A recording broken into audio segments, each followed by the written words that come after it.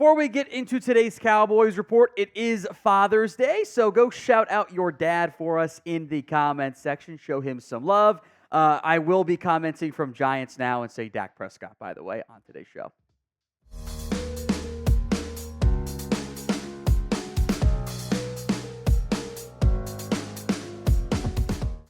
Coming up on today's Cowboys Report, we'll take a look at the Trevor Lawrence impact, if there is one, on the Dak contract. That's the main focus of today's show, after all. A lot of stuff going on there.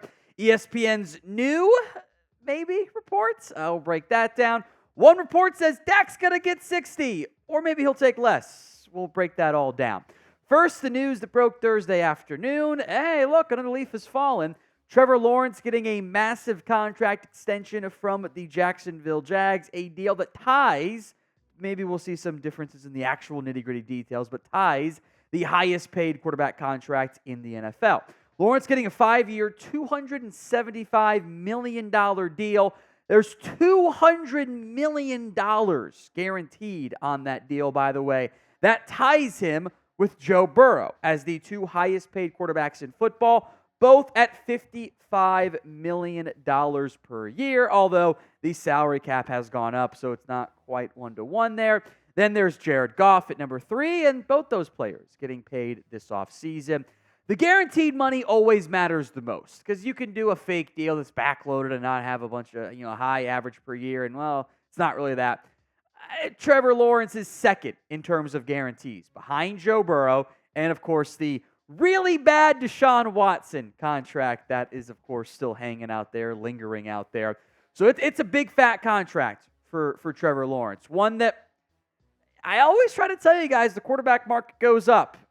If you had doubts about that not being the case, it's what happened this time around. That is how things go. The quarterback market, although much like progression, isn't always directly linear. The overall big picture continues to point upward because the salary cap continues to move upward.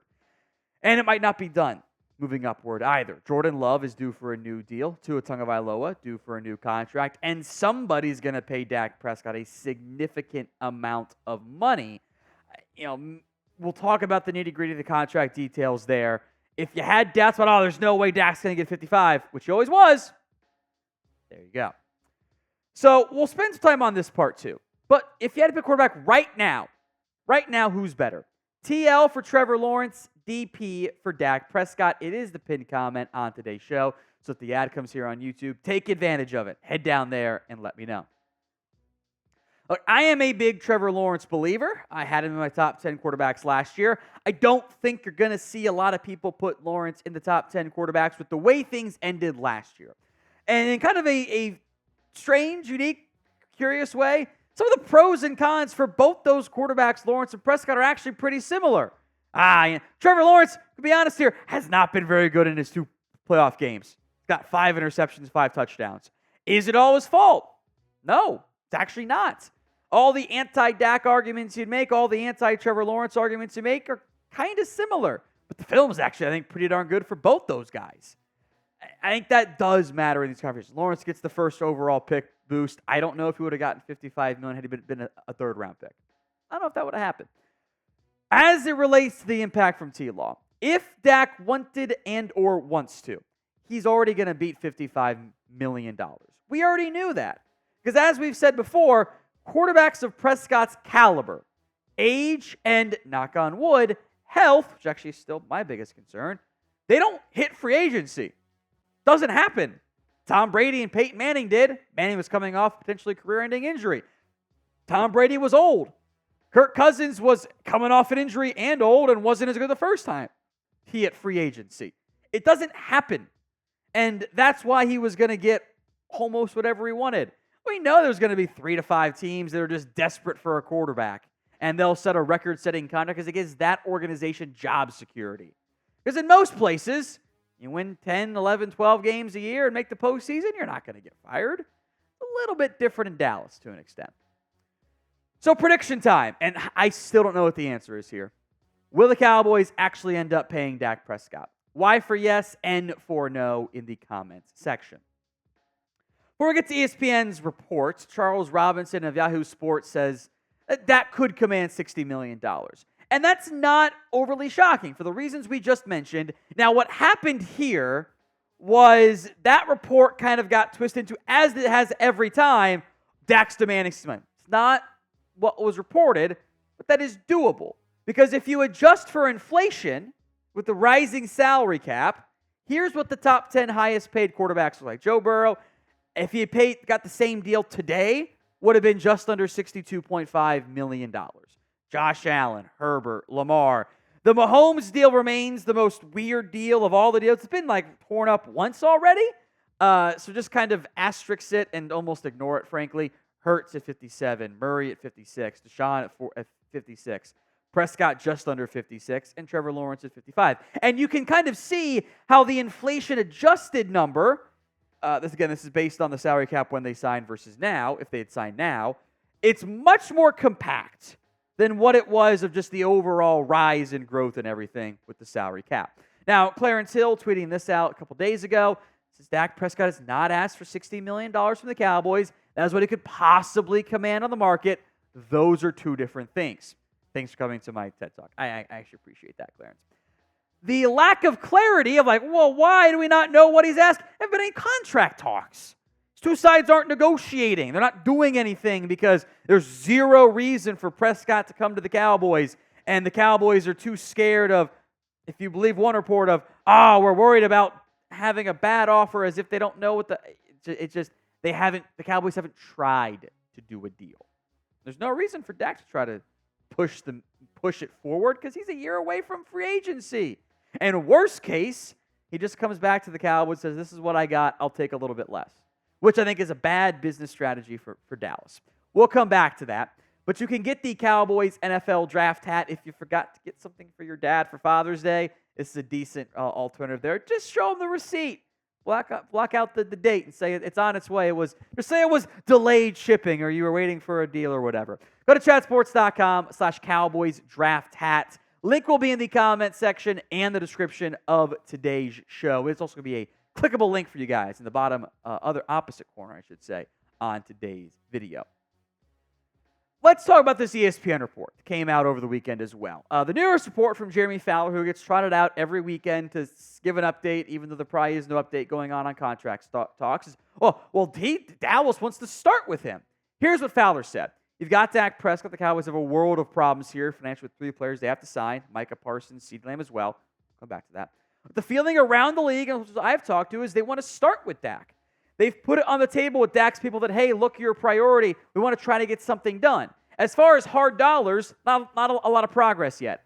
I would describe their efforts so far as passive. Now, Mike Fisher has already said that is not true, that report is inaccurate. And it doesn't pass my smell test either. How can it be the priority over a current holdout and be passive? That's very contradictory.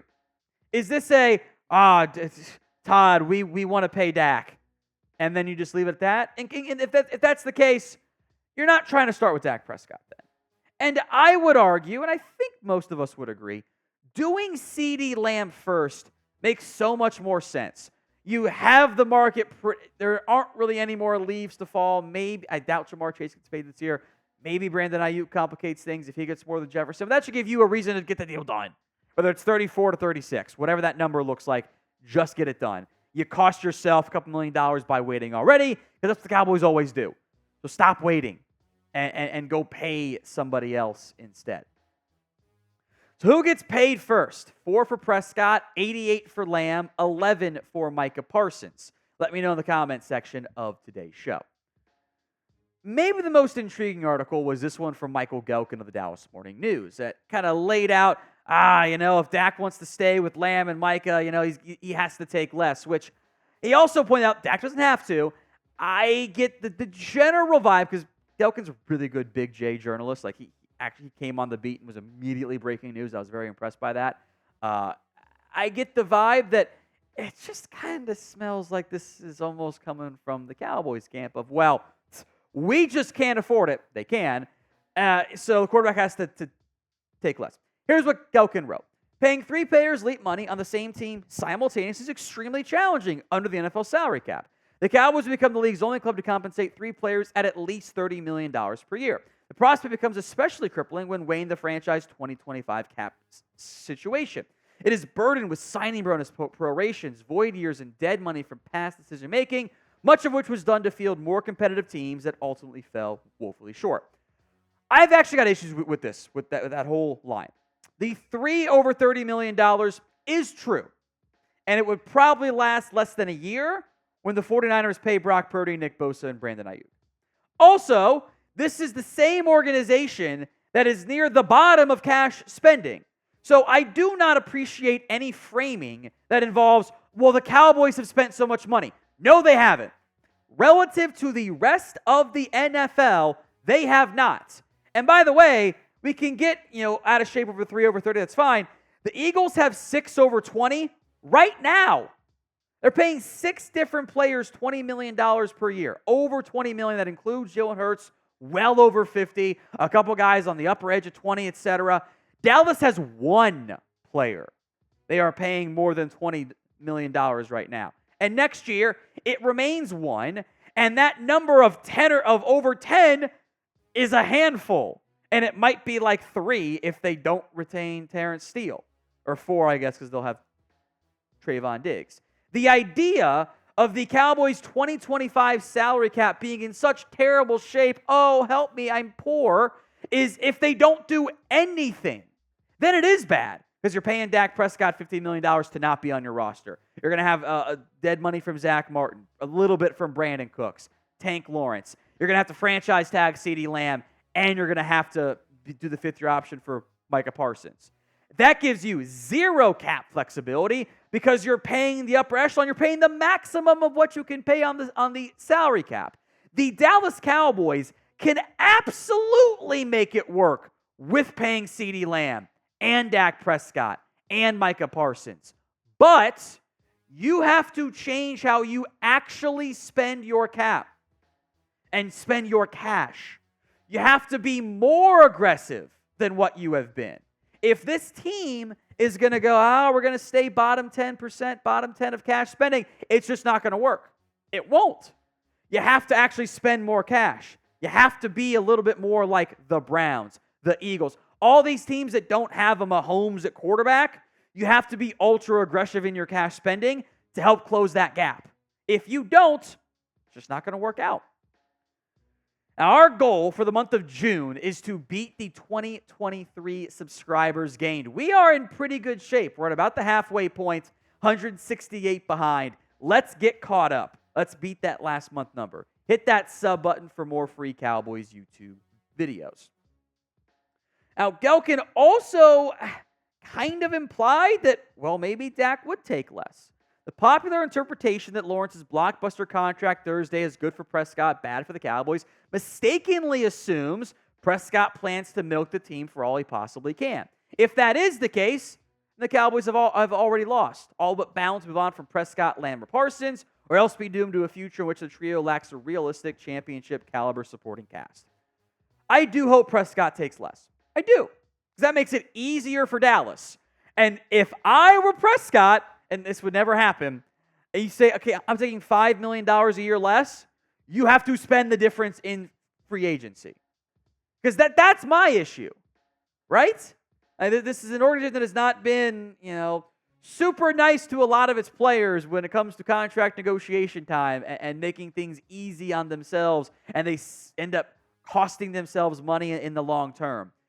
And what would happen here, when we are months away from free agency, this would be Dak saying, no, I don't want to take more from the Las Vegas Raiders. I don't want to go join the Giants, which would make every enemy in Dallas possible, which I get. I don't want to take a little bit more from insert team here. I don't want to get weird with it and have the Niners trade Brock Purdy and go over there. Or the Dolphins don't pay Tua and say, I'm going to go there. Be him saying, no, I'll take less to stay. And that's the way I interpret that path. Dallas is not going to offer Dak market contract based on that reporting from Gelkin, which means does Dak take less? And if he doesn't, that's on the Cowboys, to be clear. And that path could drag all the way out through training camp, into the regular season, into next offseason. Dak does the illegal tampering, says this is what I'm going to get. Will you meet me halfway? And that would not be a fun path for any party involved because it would have been the Cowboys costing themselves money in the end anyway.